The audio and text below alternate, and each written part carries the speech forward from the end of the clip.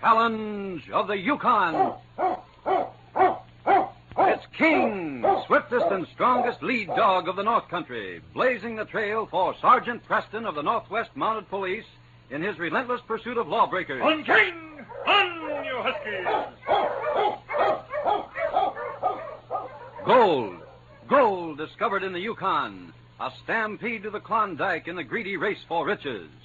Now back to the days of the gold rush when Sergeant Preston and his wonder dog King battled through storm and snow to preserve law and order as they met the challenge of the Yukon.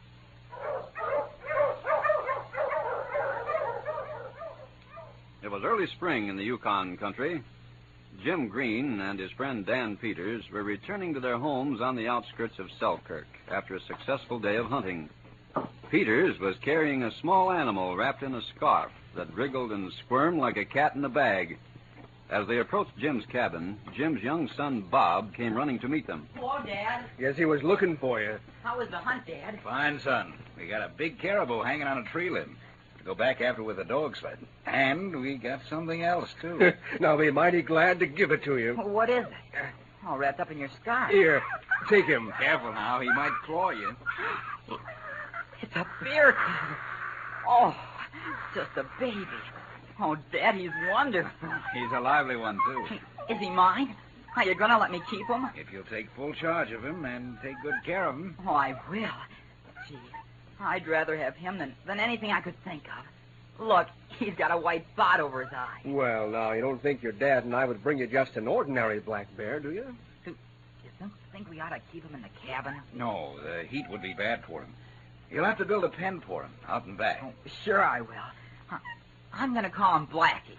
Well, come on. We'd better take him in and feed him. Gee, Dad, thanks a million. Yes, sir, Blackie.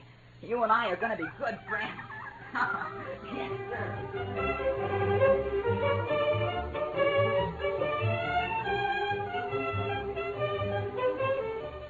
Sergeant Preston of the Northwest Mounted Police, on his way back from a northern patrol, was mushing toward Selkirk. On, King! On, you huskies!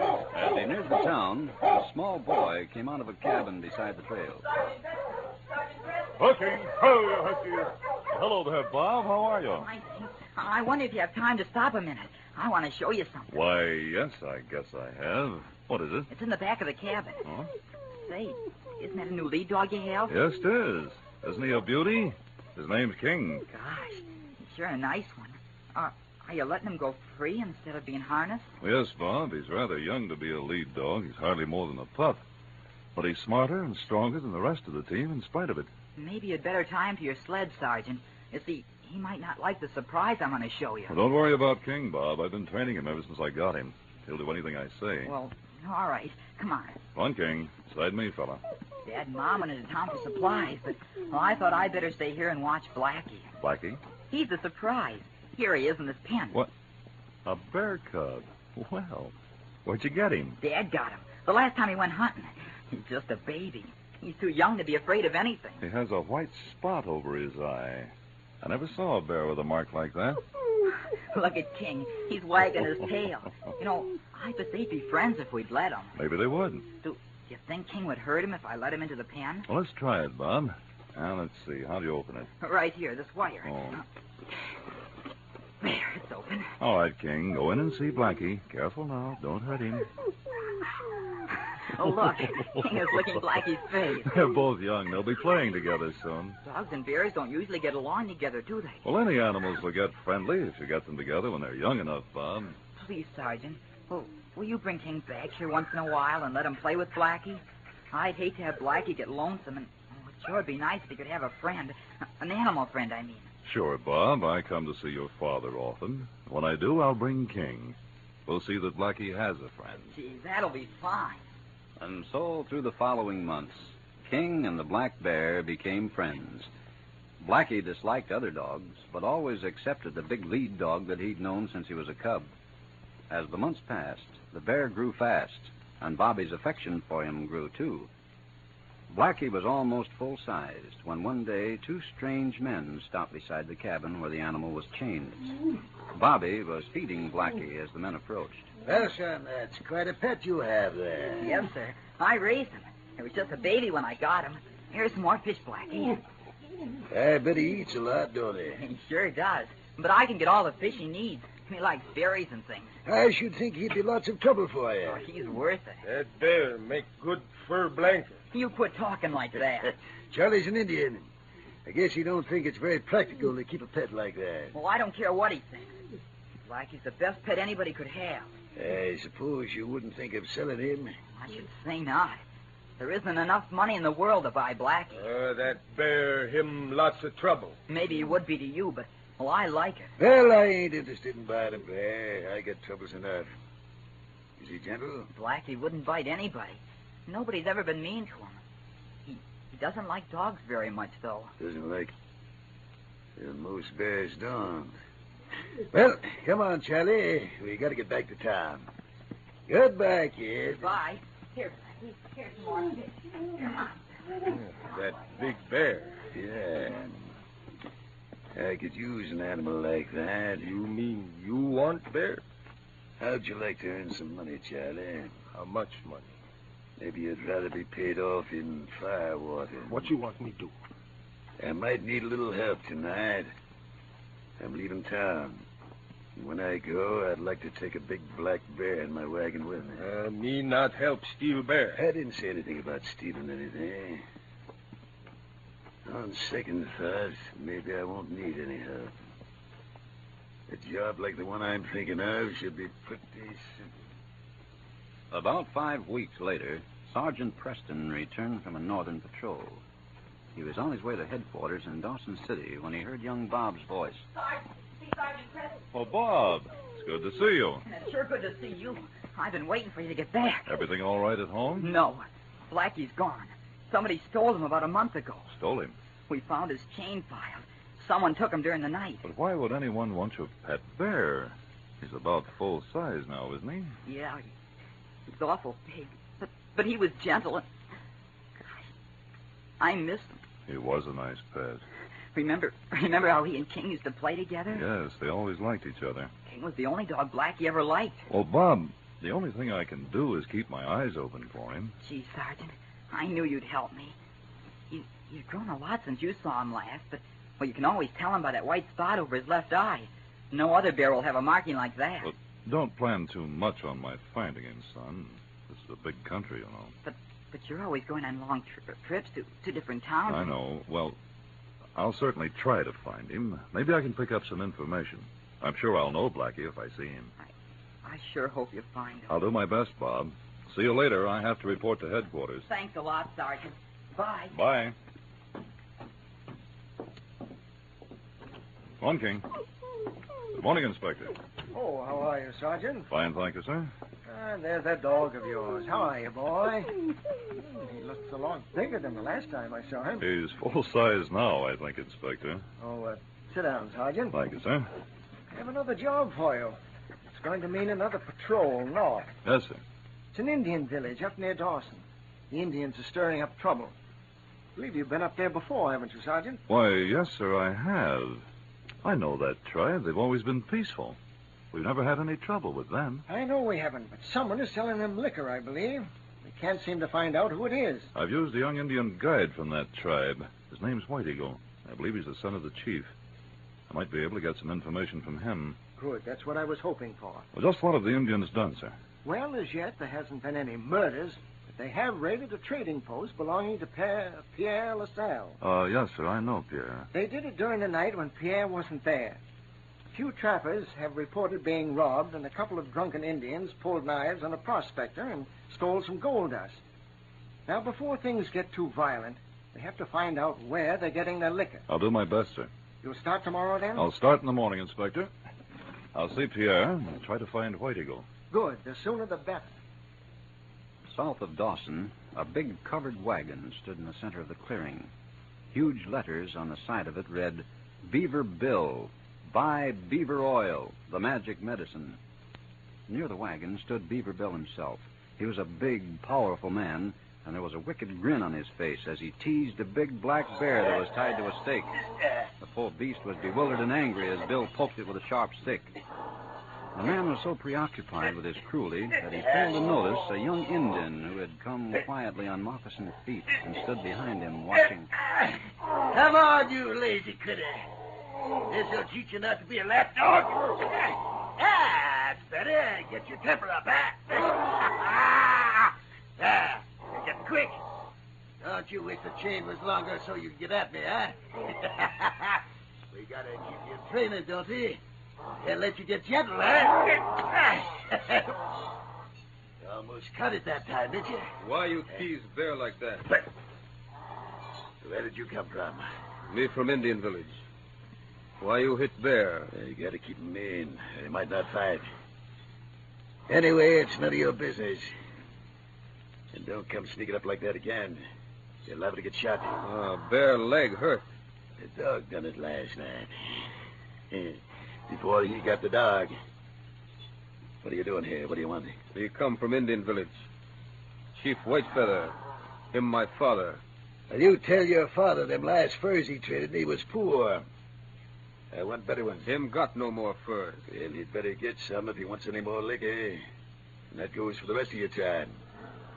Tell him to bring me good furs or gold. Me not tell him that. Me come tell you not sell more firewater to tribe. Tribe all sick. No can hunt or fish. So you're taking it on yourself to tell me what to do, huh? Well, it's none of your business if the tribe would rather drink than eat. So keep your nose out of it, Shane. Firewater make bad trouble for tribe. Listen here, Injun. If you want to stay healthy and keep your tribe out of real trouble, you'll get out of here and keep your mouth shut. The white man's law say Indians not buy liquor. Listen, you. If you do any tattling to the law, something very bad might happen to you and your father. See that bear? I let him fight dogs in a pit. One of you Indians might accidentally get pushed in there with him during the fight.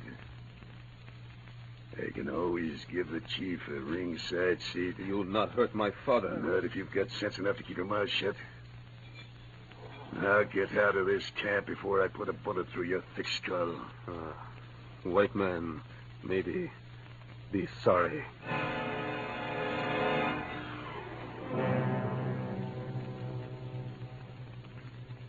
Just a few miles from Beaver Bill's camp was Pierre LaSalle's small trading post. When Sergeant Preston arrived, the old Frenchman was alone. King. Hello, Sergeant. How are you, Pierre? Oh, it's glad I am to see you and that fine dog of yours. Here you've had a little trouble with the Indians around here lately. That I have. Sit down, Sergeant. Warm yourself. I'll give you some nice hot tea. Oh, thanks, Pierre. I could use some. I have just made some. While you drink it, I will tell you. You know, it's nice to have the days getting longer. Always seems as if spring never will get here. Here you are, Sergeant. Thanks. Now, tell me about this robbery. Well, everybody talk about this man who camped about 5 miles from here. He sells what you call beaver oil. Beaver oil? What's that? I show you. I buy some for my knee. She aches me all the time. Oh, that's just rheumatism you have. Here is butter. I rub it on, but my knee, she still aches me. Let's see that. Well, this is just a fake. Won't do your knee any good. What's this to do with the robbery? It is on that night when I go see this man that my store she is robbed by Indians. Well, how do you know the Indians did it? My friend Jacques, he meet them on trail when he come home late. They are very drunk and have fur and blankets. Did you go to the village to see if you could identify your things? I go, but there is nothing. All fur she is gone. How much did they steal? Maybe $200-300. That's pretty serious. But couldn't you get anybody to watch the store? No. Everybody go see this Beaver Bill. You mean the man who sells this fake medicine? Oui. Why'd everybody want to see him? Well, you see, Sergeant, if you buy his medicine, then you can see his show. His show? Here, this man, he has big black bear in pit. He offered $300 to any man that have dog that can stay in pit for 3 minutes. But no dog can stand up against a bear in a pit. That is right. No dog can stay there unless he is dead dog. If dog is dead, Beaver Bill, he does not pay. You say this man has a black bear? Oui. He is big and ugly. I'm looking for a certain black bear that was stolen from a friend of mine. I think I'll go over and see Beaver Bill. Beaver Bill's camp between here and the Indian village? Oui. You go straight north, then turn right at Elk Creek, maybe quarter mile. I won't have any trouble finding that. I hope you get him. As Sergeant Preston approached the camp of Beaver Bill, he left his dog team and, taking King alone, walked along the trail. He noticed a thick group of spruce trees and slowed his pace as he heard King growl and saw the fur on his back bristle. Quietly, the sergeant changed his direction and went around the trees instead of along the path in front of them. A figure sprang up quickly and faced him. Oh, Sergeant Preston, it's you. White Eagle, what are you doing here? And why are you holding that knife? Me not know it you. You were waiting for someone else, weren't you? Me not tell. Was it the man they call Beaver Bill? Him go to town. Him not in camp. And you thought he was coming back, is that it? Him bad. Now, why do you say that? Why were you planning to kill him? Me not tell. My father not like it if I tell. You know better than to try to kill a man. Why'd you do it? Him hurt my people. White Eagle, you know I'm your friend, don't you? Yes. You friend. Soon you'll be chief of your tribe, and you'll be a good brave chief. Me try. I could arrest you for this, but I'm not going to. I want to help your people. There must be a reason for you doing this. Your tribe's in trouble. That's why I've been sent up here. Now, I promise you I'll help them if you'll help me. Father say no tell. Well, I don't like to ask you to disobey your father. Maybe you come to village. You see. I intended to go to your village from here. We'll go back there together, but wait for me here. I want to have a look at the camp of Beaver Bill. Me wait. A short time later, as White Eagle led Sergeant Preston to the cabin in which his father lived, the Indian village was very still, except for some dogs that barked at them from a distance. When the two men entered the cabin, they found the old chief lying asleep on a bed of spruce boughs. You see, my father, him sick. No can talk. You're right. He's dead to the world. What's that on the floor? Here. You look. A bottle of beaver oil. He hasn't been drinking this, has he? All braves drink it. A little bit of it left in the bottle. Why, this isn't medicine. It's bad whiskey. Did he get this from Beaver Bill? Me not tell. You find out. But this isn't the same thing that Pierre has. The bottle he bought is some kind of liniment. White Eagle, you must help me. So far, you haven't told me anything, but I found out for myself. You find firewater in bottle. I know Beaver Bill is selling it to you. I'm going to arrest him. Now, will you help me? You'll be in bad trouble if you don't, and if you do, I'll help your people. Me help you. My people cold, hungry. All gold gone, all furs gone. Braves too sick to hunt. That's what we have to stop. Man sell firewater. Take all gold and furs. But he must sell medicine to the white men. White man pay $2, get medicine. Indian pay furs and gold, get firewater. So that's how he works it. He puts medicine in the bottles he sells to the white men and liquor in the same kind of bottles for the Indian. That's right. My people soon starve. Me ask him not sell more firewater. Him say him shoot me if I try stop him. Does he have a show every night? With the bear, I mean? Him have show tonight. I want you to go there with me tonight, White Eagle. I want you to buy some firewater from him like this. Here, take it. Me no want firewater. I don't mean for you to drink. I must have it for evidence. Here, I'll give you this money. You buy it and keep it for me. I'll get it from you later. Maybe him try kill me if him see me near camp. He won't try anything with a crowd of people there. Anyway, King and I will be watching him. Meet me there tonight, White Eagle.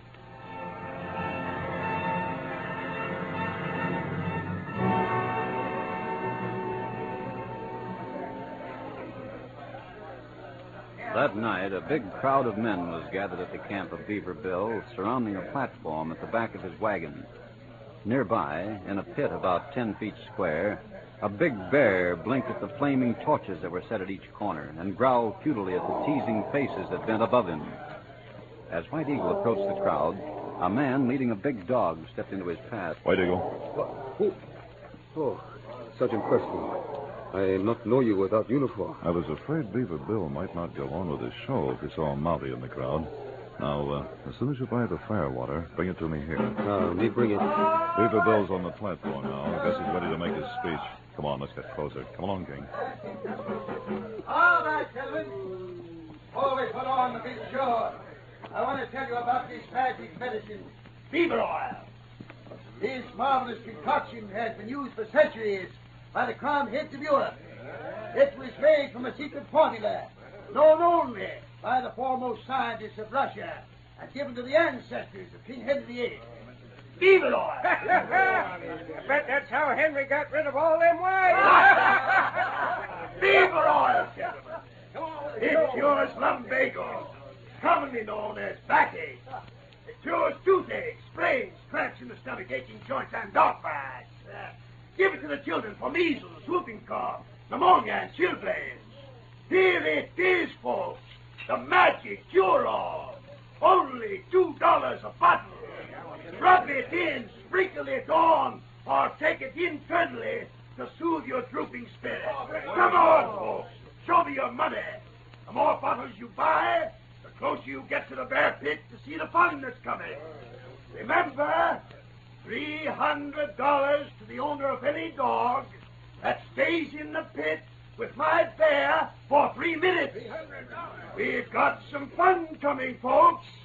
Buy a bottle or two, so you'll be sure I'll see it. I'll take 2 of them. Here you are, sir.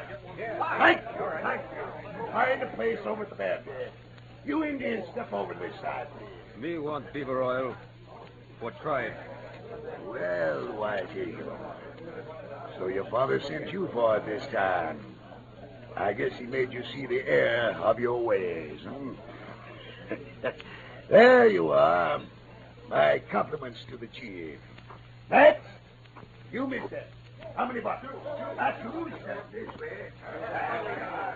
Next, 3 bottles. Sergeant Preston, me buy it. Good, White Eagle. Is it liquor? No, it's firewater. Me pay with gold. Fine. Now stay away from me until after the show. I'll call you when I want You it. not arrest him now? Not yet, White Eagle. I'm going over there now. Come on, King. Me wait here. Anybody else want beaver oil? Have you all bought bottles of this magic bag? Yeah. All right. Now we're ready for the big show. Who's going to try for the $300 prize tonight? Remember, any dog that stays in the pit for 3 minutes wins it. Any takers? I'll try for that prize, mister. I've got a dog that'll do it. All right. There's the gentleman who wants to try the big steak. Bring your dog to the pit, stranger. Let him through the crowd. Hey, that's a good-looking dog. You better not put him in that pit. Yeah, that bear will kill him. Well, he's my dog. I can do what I like with him. You're Excuse crazy, me. mister. That bear will finish him in 40 seconds. Well, that's a big dog. Maybe he can stay alive longer than the rest of them did. This should be good, folks. Anybody want to put any money on the dog? I'll give odds of 10 to 1. Think we're crazy? We've seen what the bear done to the others. All right, folks, gather around. Don't get inside the ropes. Them with the most bottles gets in the first row. Show your bottles. Hey, you, I bought 3 bottles. You just bought 2. Let me get in front of you. No, you don't. I got 2 more in my pocket. Sure. Hate to see a nice dog like that. All right, folks. Here, Bob, start. Ranger, get your dog ready. Put him in when I say go. I'll time you. He's still alive in 3 minutes. You get the grand prize. All right. Get set. All right. Go. All right, King. Get in there. In, I say. The crowd grew silent, tense with excitement as the big dog approached the edge of the pit. The huge bear raised his head and swung it slowly from side to side, growling a warning. The hair on King's back bristled, and then with an answering growl, he sprang into the pit. The bear started toward him, then stopped, seemingly puzzled and uncertain. Both animals sniffed the air. Then King whined softly. The bear had risen on his haunches, but came down on all 4s. Slowly, the animals approached each other. What's the matter with him? Hey, look at that way. They ain't going to fight. They like each other. They're touching noses. What's the matter with you, you yellow piece of bear meat? Go after it. Why, look, they're touching noses. They like each other. They're playing.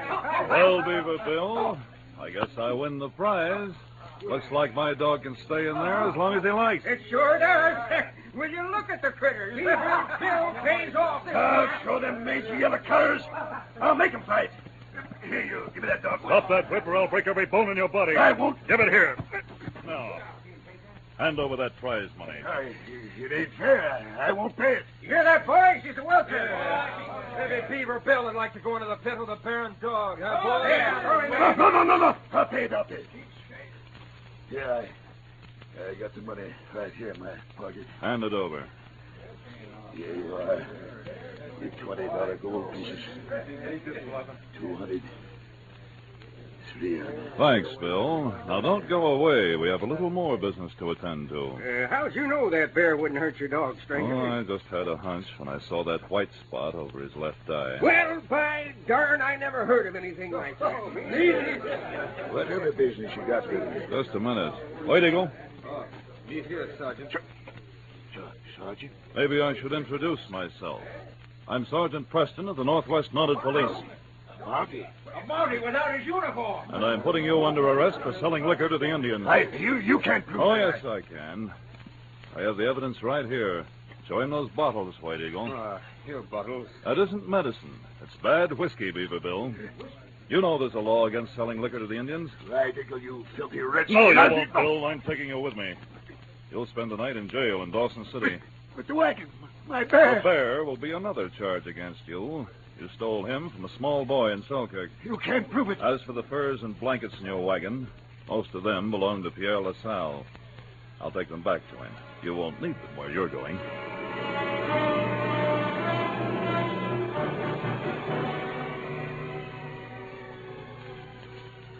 The next morning, at Pierre LaSalle's trading post, Sergeant Preston put a stack of gold coins on the counter as he talked to Pierre and White Eagle. This is yours, Pierre.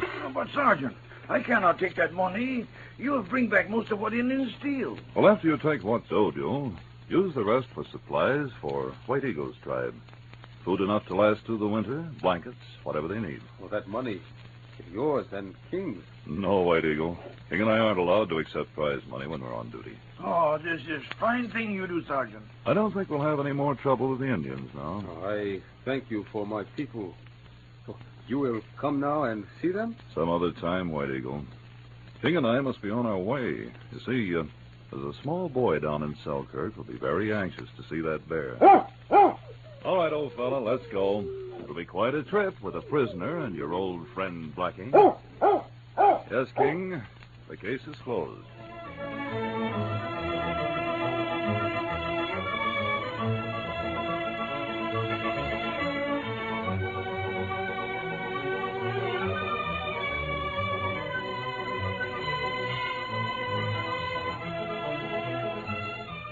The Challenge of the Yukon, a copyrighted feature, is brought to you each week at this time, and all characters, names, and incidents used are fictitious.